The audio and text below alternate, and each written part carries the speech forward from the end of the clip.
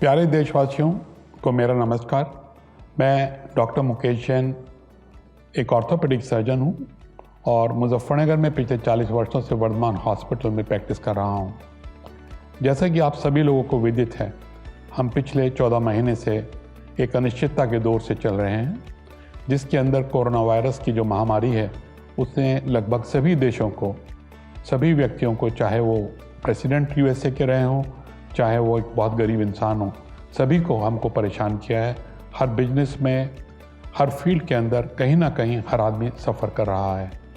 इसी दौरान जो सबसे अनिश्चितता का समय रहा कि हम लोग ये भी तय नहीं कर पाए कि ये वायरस कहाँ से आया, ये किसी लैब से आया या किसी एनिमल मार्केट से आया, इसके क्या क्या बचाव हैं वो हम नहीं समझ पाए, इसका क्या ट्रीटमेंट है वो हमेशा दुविधा में बना रहा। कभी क्लोरोक्विन, कभी कोई एंटीबायोटिक्स, कभी कोई एंटीवायरल ड्रग, और इसी तरह से इस अनिश्चितता के दौर के अंदर हम लोग 14 महीने गुजार चुके हैं। और अब वो समय आया है कि जब जहाँ पर हम लोग वैक्सीनेशंस के बारे में सोच रहे हैं ताकि हम अपने मरीजों को बचा सकें और जितनी भी जनता है उनको हम लोग इम्यूनिटी दे सकें। जितनी भी हमारी ड्रग्स हैं उनके द्वारा, जो वैक्सीन्स आ रहे हैं उनके द्वारा, उनमें भी आप देख रहे हैं कितनी दुविधा है, कौन सा वैक्सीन लगवाएं, कौन सी डोज लगवाएं, कितने दिन बाद लगवाएं, हर जगह अनिश्चितता है। अब इस अनिश्चितता के दौर में शुरू में सबसे इम्पॉर्टेंट चीज़ थी कि हम लोग इसको कैसे पहचानें कि हमारा मरीज़ इस वायरस से ग्रसित है। उसके लिए बहुत से टेस्ट डेवलप हुए, जिनमें इम्पॉर्टेंट टेस्ट आप लोग जानते हैं। एक एंटीजन टेस्ट था और दूसरा टेस्ट RT-PCR था। उन दोनों टेस्ट को करके हम लोग काफ़ी मरीजों को पहचानने में कोशिश करते रहे कि उनको क्या क्या बीमारी हो सकती हैं। CT scan etcetera, blood samples etcetera, उन सब चीज़ों की हेल्प लेने के बाद में आज तक हम लोग उन मरीजों का ट्रीटमेंट करते रहे। RT-PCR और एंटीजन टेस्ट, ये दोनों टेस्ट ऐसे थे कि जिनसे हम लगभग 70% लोगों के अंदर ये पता लगा पाते थे कि ये कोरोना से ग्रसित है या नहीं। 30% पेशेंट आज भी इस तरह के थे जिनमें हम ये निश्चित नहीं कर पाए कि ये लोग कोरोना से ग्रसित थे या नहीं थे। उनमें दो तरह के लोग थे। एक तो सिम्टोमेटिक थे, उनको बुखार रहा, 10 दिन बुखार रहा, 15 दिन बुखार रहा और टेस्ट उनके नेगेटिव आते रहे। दूसरे ऐसे व्यक्ति थे जिनको कुछ भी नहीं हुआ, लेकिन उनके परिवार में सब लोग ग्रसित हैं, लेकिन वो अकेले बचे हुए हैं। तो वो भी इस तरह के कैंडिडेट थे कि जिनको हो सकता है कोरोना रहा हो, लेकिन उनका टेस्ट नेगेटिव आता रहा। इन सब चीज़ों को देखने के बाद में आज हम लोग उस नतीजे पे पहुँचे हैं कि जहाँ पर हम एंटीबॉडीज टेस्ट कर सकते हैं। और एंटीबॉडीज जो टेस्ट हैं ये दो तरह के हैं। इनके अंदर IgG और IgG दोनों को साथ भी किया जा सकता है और दोनों को अलग अलग भी किया जा सकता है, खाली हम IgM का टेस्ट करा लें। और इन टेस्ट कराने के अंदर जो सबसे बड़े बेनिफिट्स हैं वो मैं समझता हूँ कि नंबर 1 बेनिफिट तो ये है कि जो मरीज़ या जो साथ में रहने वाले लोग जिनका कोरोना टेस्ट नेगेटिव आया था, उन सब के लिए अगर हम एंटीबॉडीज टेस्ट कराएं तो उन एंटीबॉडीज टेस्ट करने से हमको पता लग सकता है कि इस व्यक्ति के अंदर एंटीबॉडीज बन चुकी हैं और वो सेफ़ है। इसलिए हम उसको टेस्ट करने के बाद में उसकी सेफ्टी को पता लगा सकते हैं। इसी तरह से दूसरा फ़ायदा है, सपोज़ कर लीजिएगा हमारे वर्कर्स हैं जिनको हम आज वैक्सीन लगाने के लिए किसी PHC पे या किसी सेंटर पर भेज रहे हैं, तो हमारे लिए ये पता लगाना बहुत ज़रूरी है कि उनका एंटीबॉडीज़ लेवल कितना है।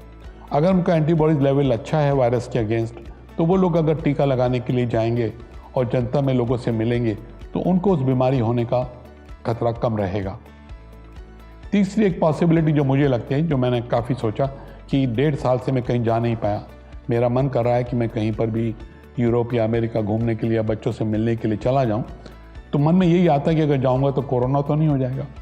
तो मेरे लिए एक अवसर है कि मैं अपना एंटीबॉडी टेस्ट करा लूँ, और अगर मेरे को इम्यूनिटी मिल चुकी है, एसिम्प्टोमेटिक में रहा हूँ और मेरे पास एंटीबॉडीज़ बहुत अच्छी हैं, तो मेरे लिए अवसर है कि मैं घूमने के लिए जा सकता हूँ।